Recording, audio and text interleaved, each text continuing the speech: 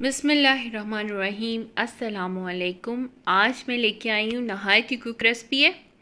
ये कीमा है, सादा कीमा है। इसको सिर्फ हम नमक और काली मिर्च के साथ बनाएंगे, जो कि नहायत ही मज़ेदार बनता है। और इसके लिए मैंने एक छोटे साइज़ का प्याज है, उसको मैंने सौटे कर लिया है। इसमें एक बड़ी इलायची, एक दालचीनी का टुकड़ा और 2-3 काली मिर्चें डाली हैं। जब ये मेरा सौटे हो जाएगा, इसको मैं देसी घी में बना रही हूँ। आप इसको कुकिंग ऑयल, मक्खन या किसी भी चीज़ के साथ बना सकते हैं। तो जब प्याज मेरा सौटे हो जाएगा तो मैं इसमें डालूँगी 1/2 kg कीमा है। इस कीमे को अच्छा सा मैं भून लूँगी। लहसुन अदरक का पेस्ट भी मैं इसके अंदर ऐड कर दूँगी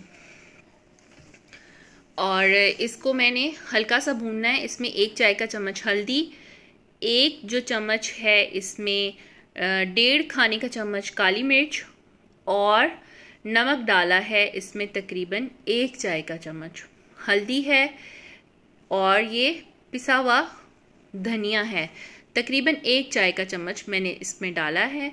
इसके अलावा मैं इसमें टमाटर डालूँगी। टमाटर डाल के इसको आप प्रेशर भी दे सकते हैं, आप इसको हल्का सा भून के, या आप किसी पतीली में रख के भी इसको बना सकते हैं। मैंने इसके अंदर 2 मीडियम साइज़ के टमाटर डाले। अब मैं इसको हल्का सा भून लूँगी और इसमें तकरीबन ऑलमोस्ट मैं 1.5 गिलास पानी डाल के मैं इसको तकरीबन 5 मिनट का प्रेशर दे दूँगी। अब मेरा जो कीमा है वो गल चुका है। इसके अंदर मैंने डाला है आधा कप दही।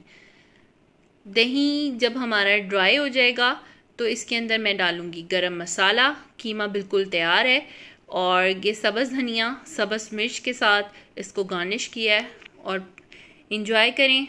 अगर आपको मेरी ये रेसिपी पसंद आई है तो मेरे चैनल को लाइक करें, सब्सक्राइब करें।